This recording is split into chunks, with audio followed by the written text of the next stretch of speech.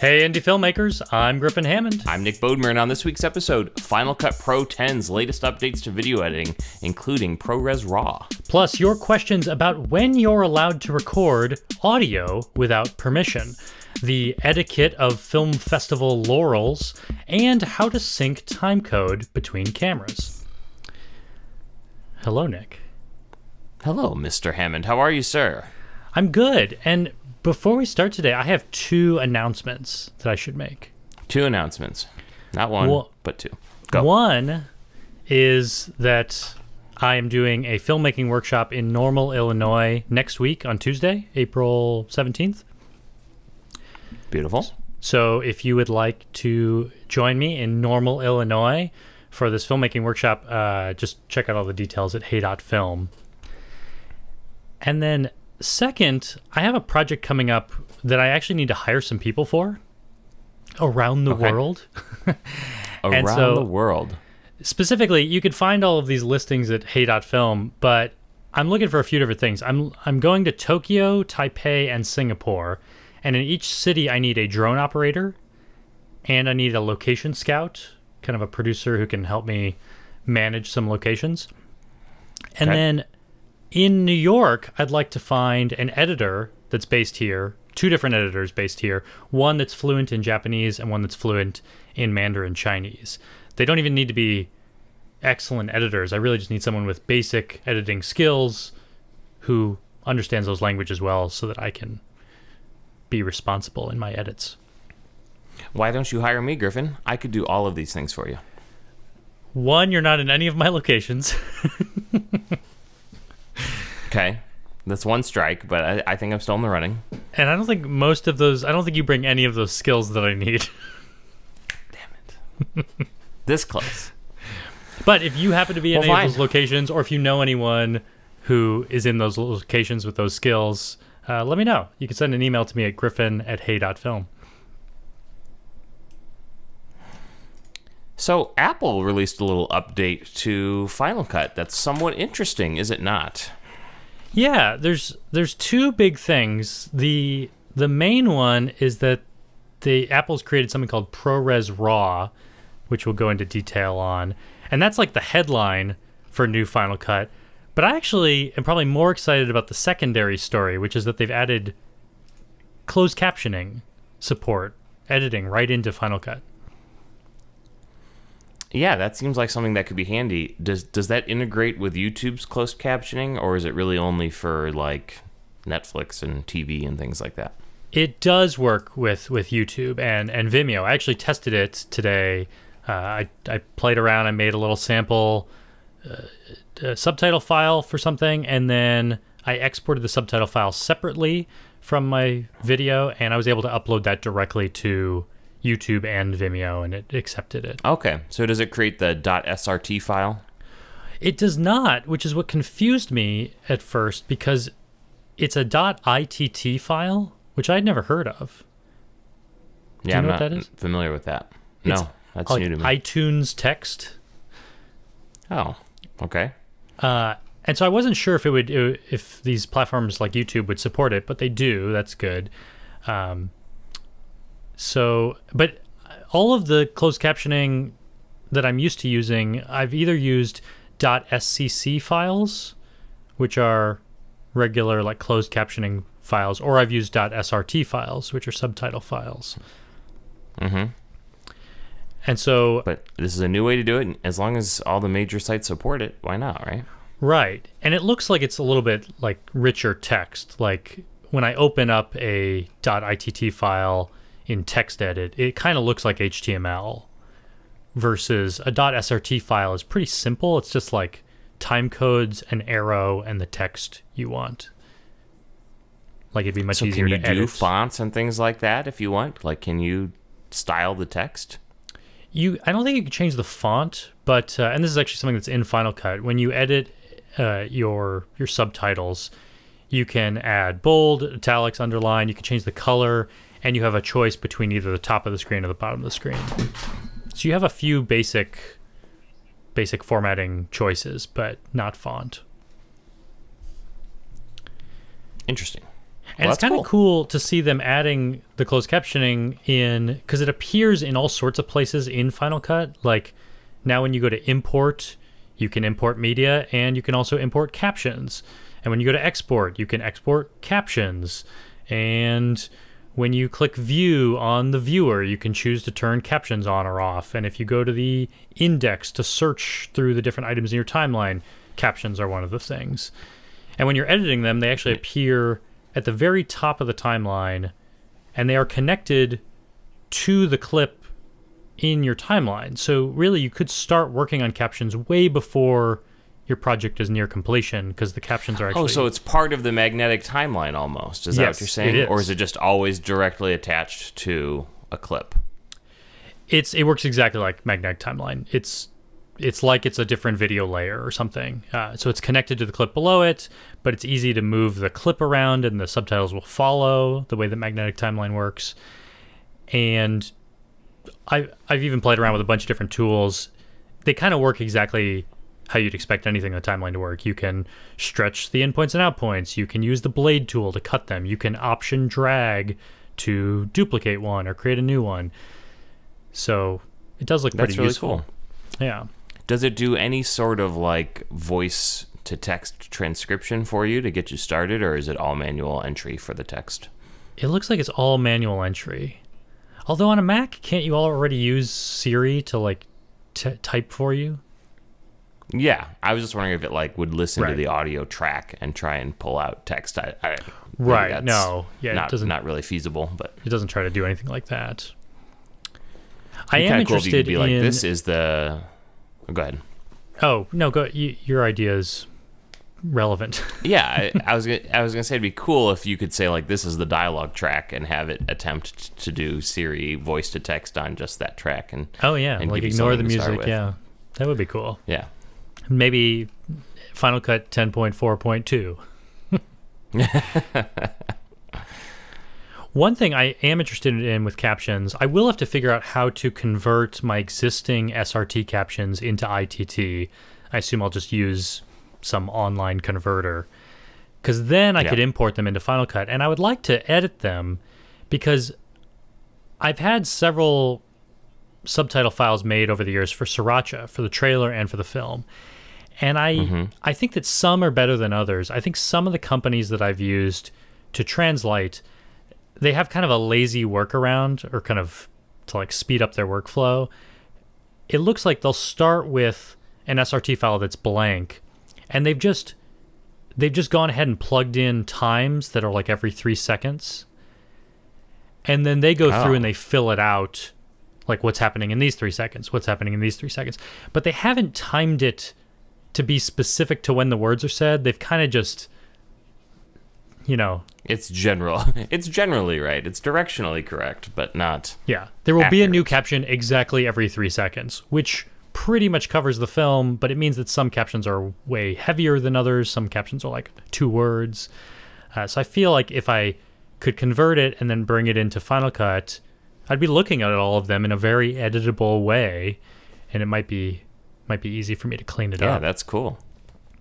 And it kind of makes it easy now where you won't necessarily have to go out to a third party to do this for your work moving forward, right? It's something you would do yourself.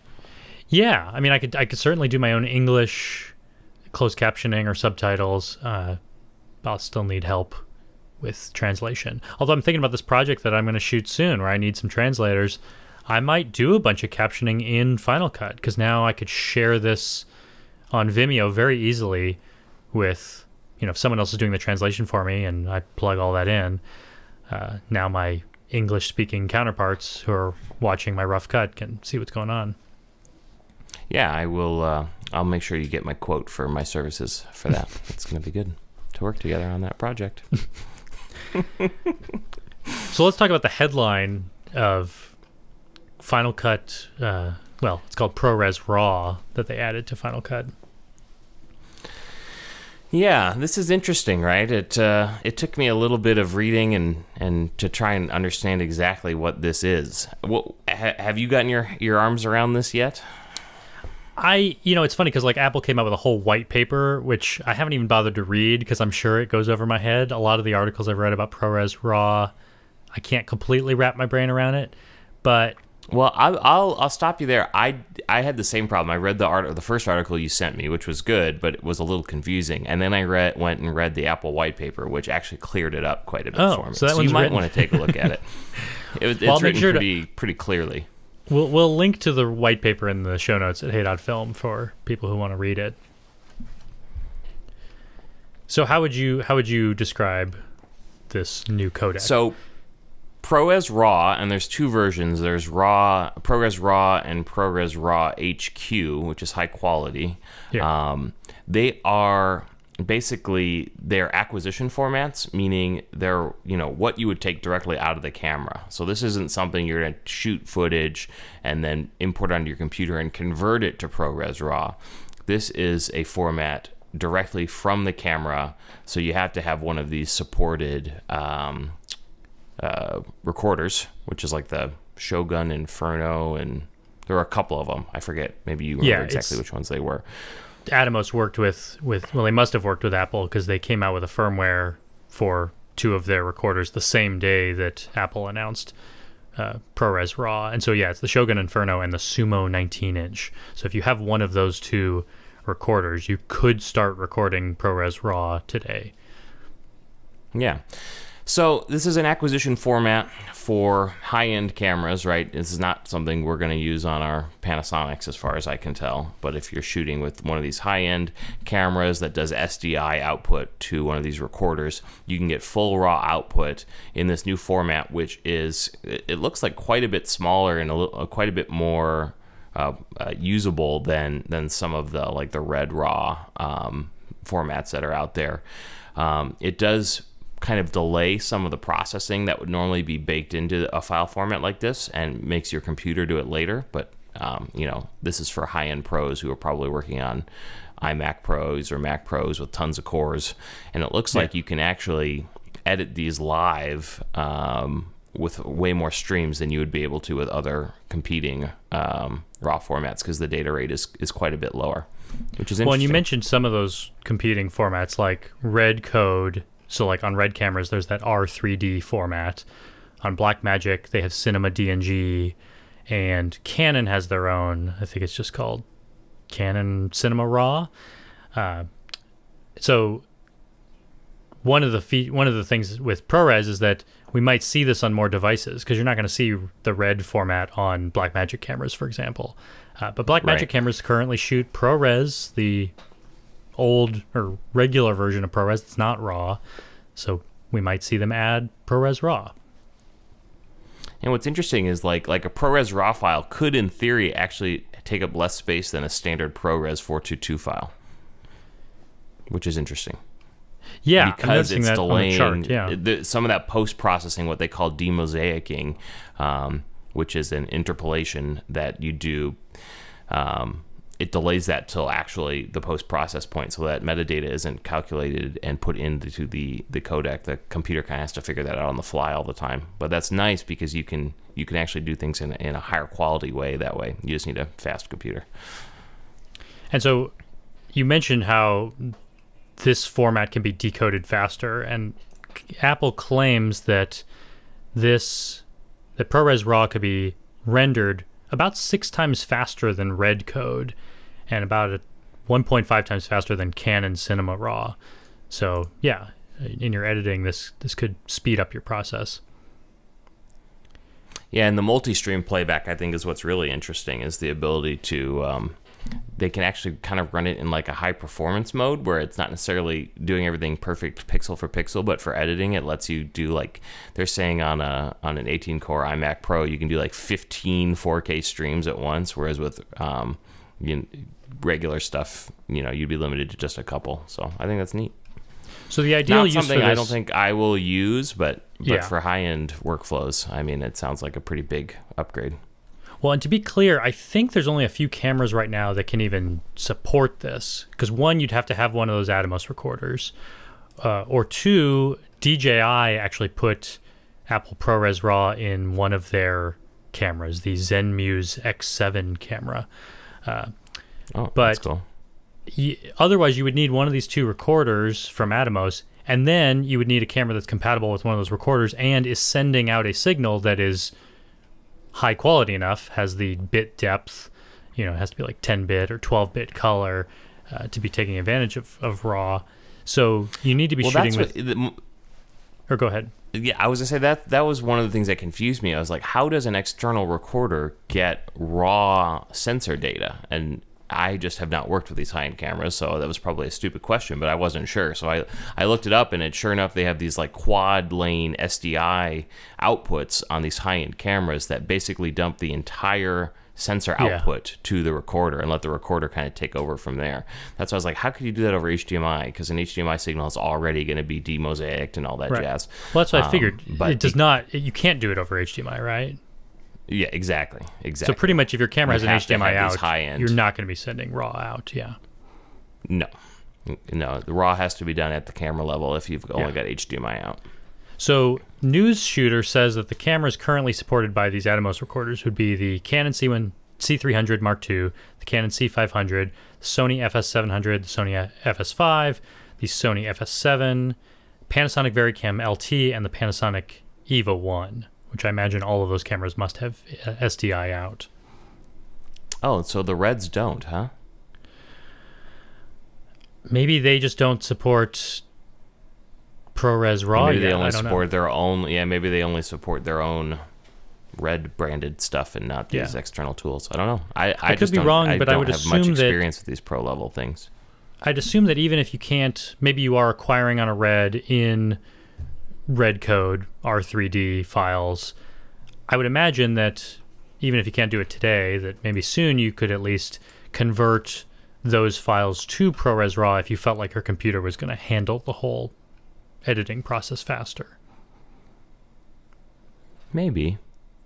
Yeah, could be interesting. So that's ProRes RAW. That's conclusion, ProRes RAW. Not anything I need right now, but I'm glad that I read up on it and kind of understand what's going on. Well, and what's interesting is there's been a lot of talk that Apple isn't paying attention to pros and Apple doesn't care about pro users, and it just got announced that the new Mac Pro is not coming this year. It will be 2019 when the Mac Pro arrives, which has some people upset. But I think this is a good nod that, hey, they are still putting a ton of work into these pro type workflows, and I think that's probably a good nod to video people and saying, yes, Apple does care about you. Look at the amount of effort they're putting into this kind of stuff. Yeah. They're not just phoning it in. Should we answer some questions we got? Heck yes, we should. We've got an email from Scott. No, you start. Okay, I'll read Scott's email. He said that a person is supposed to capture an event at event. He's writing this like it's an anonymous person. Someone he knows has to capture an event at a venue. It's part of an award ceremony. They've already gotten release forms for the speakers and everyone speaking at this event. They have permission to be at the event, but they were never able to get the location to sign a location release. So they feel like it's not okay to record video there. But they're wondering if they could just put a lav on the speaker, and these people have signed releases, and go ahead and use that audio. So I guess he's feeling like they don't have permission to shoot at the location, but he's wondering, is it okay to record the audio of these people without annoying the location? My totally uninformed, I am not a lawyer opinion is, of course, you can record the audio. In fact, I don't even understand why you need a release from a location to record there. I mean, I don't know that there's a legal obligation there, is there? I mean, I don't know what the nature of this event is. I think one, it might change a little bit if this was like a newsy event. You might have some fair use argument if you are there as a reporter covering it, or if it has such news importance for the nation that it should be covered. But it doesn't sound like it's that kind of event. But before we even get to fair use, one, you might just ask yourself, is there any reason the event location would get mad at you? Because whether or not this is legal, I don't know. I'm not a lawyer. But if no one's going to get upset about this, then it doesn't sound like it could be a problem. So one reason they may not let you shoot in a place like that, maybe they just don't want cameras around.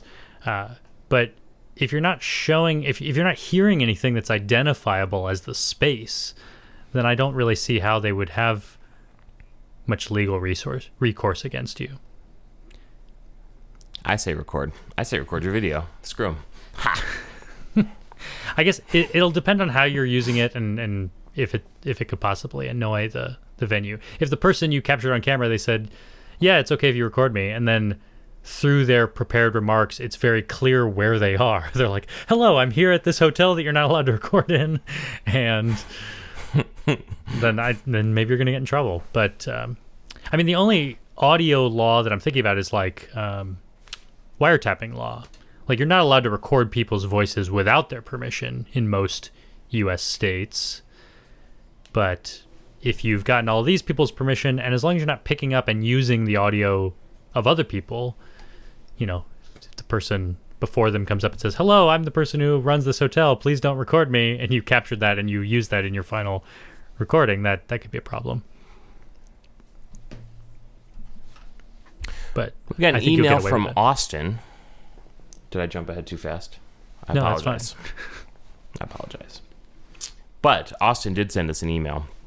When you get hired, how do you draw the line between budget and how much you get paid, or is there no difference? For example, if you need some special gear, some outside work for getting music or hiring additional people, do you include that in the quote?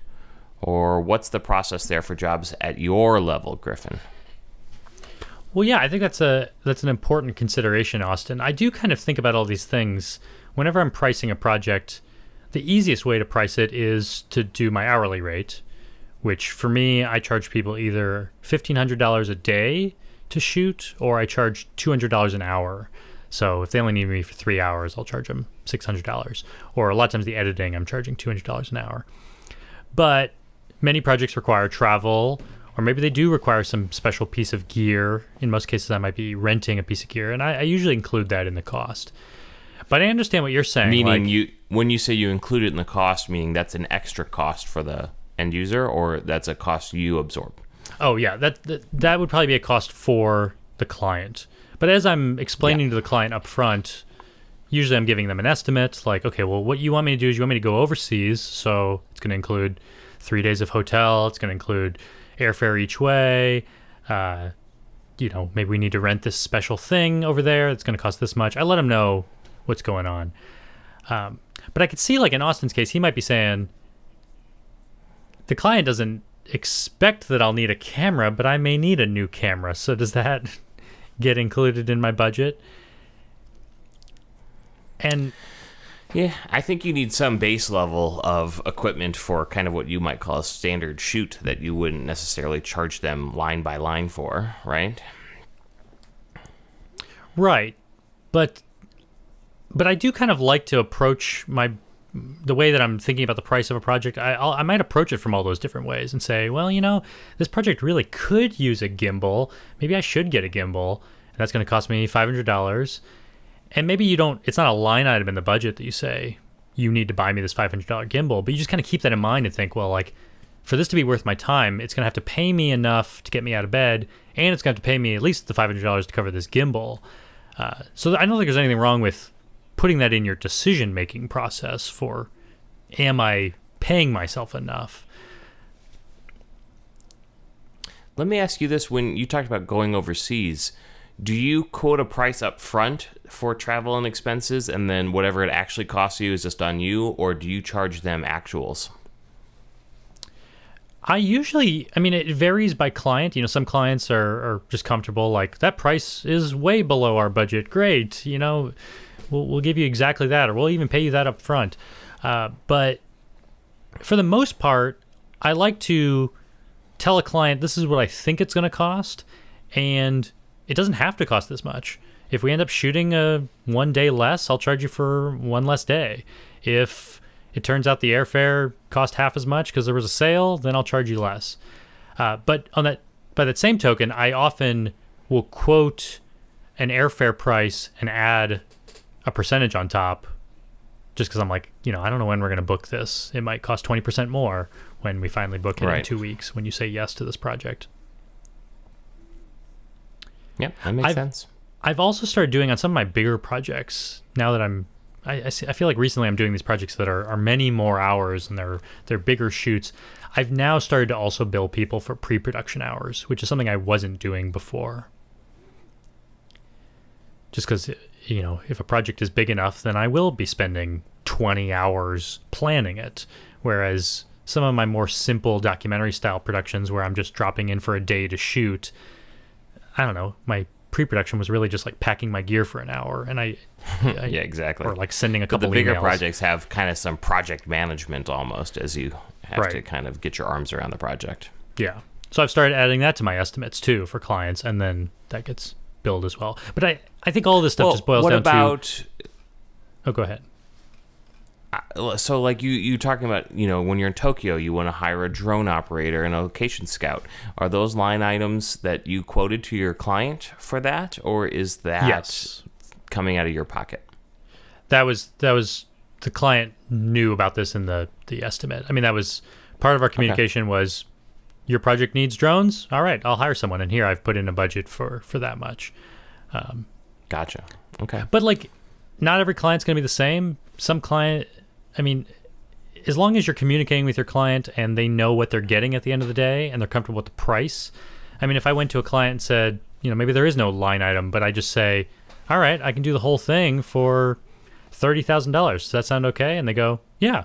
Then maybe it doesn't matter what I use that money for. Am I hiring someone else? Am I doing it all myself?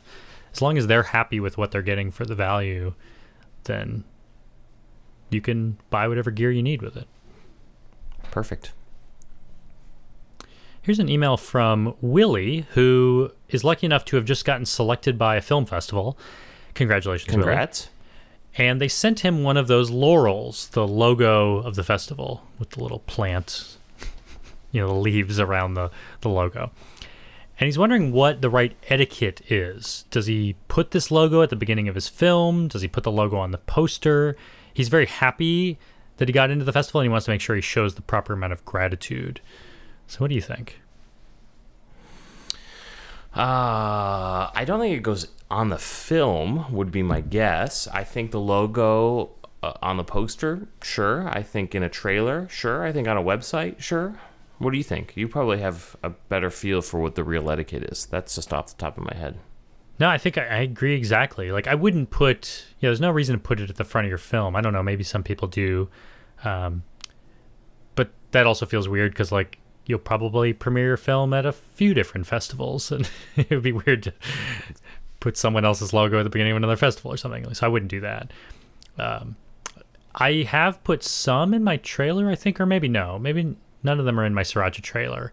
I put a lot of them on the cover of the DVD that I made for Sriracha, but it's not even a comprehensive list because some of them came in after I made the cover for the DVD. So that's one consideration. You know, maybe be careful where you put it because you might want to replace it with something more exciting later. But I think generally they're sending that to you just because they hope that you promote it. Maybe they hope you put it on some marketing materials, maybe on your flyers that you hand out at festivals. But I think mostly just I've been putting those on my website. Yeah. I will say that I hate it when the film festivals send me a really bad laurel image. Like, many of them have a really cool logo and they've made their own laurel and it looks great. And then some of them you can tell, I think that maybe Film Freeway, the website where everyone can post and find film festivals now, it makes it easy. I think Film Freeway might also generate laurels for your film festival if you don't have them. And it's just the two basic leaf laurel things. And then it's just in like a generic font. It says the name of your festival. And so I've gotten a few of those and I feel silly posting them together because it's like, well, they look identical. They just have different words. That's funny. So I kind of appreciate the festivals that take the time to make a good looking laurel. Those are the ones I'm proud to put on my website or wherever I use them. All right, we have a different comment from the Faustian man. What if Griffin met a dinosaur? Griffin, why is this question in the show notes? I think John Luna, who helps us with the show, he added it because this person apparently was very persistent in the YouTube comments. Maybe he's posted it multiple times. So he really wants to know, what if I met a dinosaur? I think so. Griffin, what if you met a dinosaur? I think my answer is death would occur. What for if it's me. a nice little dinosaur? Okay, I'd either be dead or I'd be famous. Okay. Good. Do you like Jurassic Park? I love Jurassic Park. What'd you think of the most recent one? I don't even remember what it was called, which is what tells you what I think about it. I don't know. It was okay. Jurassic World? Yeah. It was kind of fun to visit that world again, but it wasn't even the same world. I don't know. I didn't think it was that great. I liked it. I like what's his name. Yeah. You're right. What's his name is good. I know who you're talking about. What's his name is great. Fascinating conversation. Strangely, I'm more interested in seeing the next one, maybe. Like, the idea of them returning to a broken island, that's something I guess I've wanted to see maybe since the first Jurassic Park.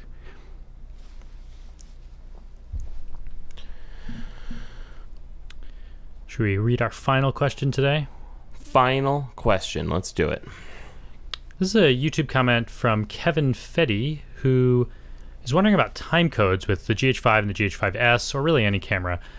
He's shooting wedding ceremony videos and doing a lot of them this year, 20 in the last year. So he's looking for a way to speed up his workflow. And he's thinking maybe if he syncs up the timecodes between cameras, that might help him sync. Because right now he's using pluralize, but he doesn't have great audio from every camera. So he's thinking, I don't know, does he either sync the timecode or does he try to get better audio into these cameras? What would you do? Well, I've never done timecode, but I think that would help if you could do. But doesn't everything have to be connected if you want to do a shared timecode? Well, I was thinking about how you might do this. One, the GH5S can output timecode, so presumably you could hook up two GH5Ss maybe. But I think a much easier way to do this, I even just tried it with my GH5s, is if you go into the timecode settings, one, you can turn it on so it's on the screen, so you can actually confirm that it's working correctly. Two, set it to free run so that it's always counting up rather than only counting up when it's recording. And three, you can either manually set a time, or you could just go to reset on both cameras, or even presumably more than two cameras at the same time. And if you just hit reset at roughly the same time, I imagine you'd be pretty much synced up, and then you should be able to sync up that way. Yep. I can tell you how I approached this when I was shooting ceremonies. I did not have cameras capable of timecode, so my tricks were hit record before the start of the ceremony and don't stop, so you only have to sync each track one time, and so you just have long videos that you sync once. And then what I would do is I would find usually I would pick at the very beginning of the ceremony, like right after the bride walks in and everybody's kind of standing together and the officiant first starts talking. I would find that 15 or 20 seconds in each clip and make it its own tag so that I could have Final Cut just sync those parts. So I'd end up with this 20-second clip where everything was synced, and by limiting it to those 20 seconds, the sync engine had a lot easier time, and then I would just drag every clip all the way out so that it was the full thing and everything was synced, and that usually went really fast. So that's how that was like one of the best tips about Final Cut you've taught me in the last year or so. I can't remember which episode of this podcast you told me that, but I've been doing that now with the podcast. When I sync my audio to my video and your audio to your video, I'll usually just select the beginning, and it goes a lot quicker. Yep, and doesn't make as many errors.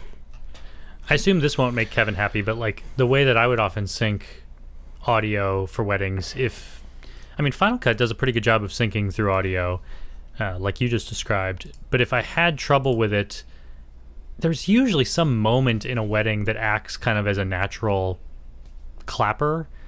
Like someone will fall or something during, I feel like something always falls over during a wedding.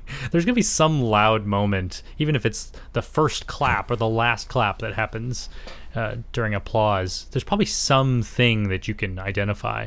But yeah, if you're editing 20 weddings, that's not a great thing to rely on. I'm surprised he's not having better luck with pluralize. And that's exactly what I was going to say. Is I've found that even on-camera mics in the back balcony of a wedding ceremony are usually, the audio quality is usually good enough for pluralize and Final Cut to sync. So if you're having trouble with the sync, definitely try shortening what you're syncing to give it a better chance of success, and then you can just expand it back out after. Yeah. Well, and remember to get some sort of audio. Like if you have an extra microphone sitting around, you could always throw that on top of your camera in the back of the church, and it might get a little bit better audio, or make sure that microphone is activated. So you never want a silent camera. If it's silent, you're in big trouble. Yeah. Alrighty. We did it again. This is a quick one. Well, not that quick. I thought it was quick, and then I looked at the time, and we're 40 minutes in. So yeah, I mean, I feel like we got through a lot in 40 minutes. I think so too. Well, alrighty, sir. Well, see you again next week. Thanks, everybody. Talk to you later. Bye-bye. Bye. Did you know that I messed up the last episode? No. Last episode was an odd numbered episode, and you're supposed to start those. So we're about to have me start 2 episodes in a row. Big mistake.